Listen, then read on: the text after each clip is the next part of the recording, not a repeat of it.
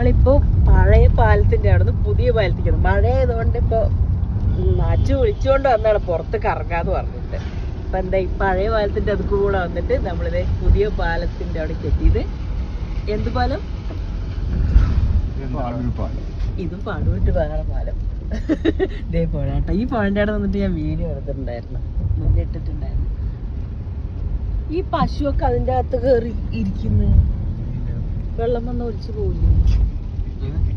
ഇതൊരു കാട് പോലത്തെ സ്ഥലമാണ് കേട്ടോ. ഭയങ്കര എന്താ പറയാ, ഭീകരമായിട്ടുള്ള ഇരുട്ടൊക്കെ ആകുമ്പോ റബ്ബർ ഫുള്ള് കാട് പോലെ ഫീൽ ചെയ്യും രാത്രിയൊക്കെ വരുമ്പോ.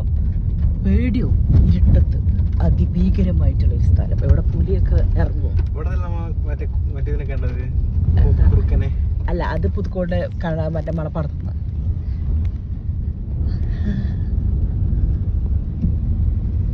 ഇവിടെ അത്ര മഴയില്ല. നമ്മൾ വരുന്ന സ്ഥലത്ത് വീട്ടിൽ നിന്ന് നല്ല മഴ ആയതുകൊണ്ടാണ് കാർ എടുത്തിട്ട് പുറത്തേക്ക് ഇറങ്ങിയത്. ഈ ഭാഗത്ത് അത്ര മഴയില്ല, പക്ഷെ നമ്മുടെ അവിടേക്ക് നല്ല മഴയുണ്ട്. അതെ, മഴയുള്ള അവിടെ നിന്ന് മഴ ഇല്ലാത്ത അവിടേക്ക് നമ്മൾ കാർ എടുത്തിട്ട് വന്നു. പക്ഷെ ഫാമിലി ആയിട്ട് ഇങ്ങനെ കാറിൽ പോകുമ്പോൾ അതൊരു സന്തോഷം.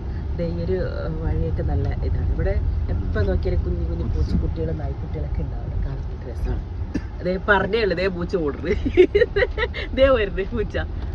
നിങ്ങൾ കണ്ടോ ഗൈസ്? ദേ ഓടുന്നത്. അടുത്ത വീട്ടിലേക്ക് ഓടിക്കേറിയ ചെക്കൻ ദേ പോയി. ദേ പോയി. 100 വയസ്സാണ് പൂച്ചമ്മാവ.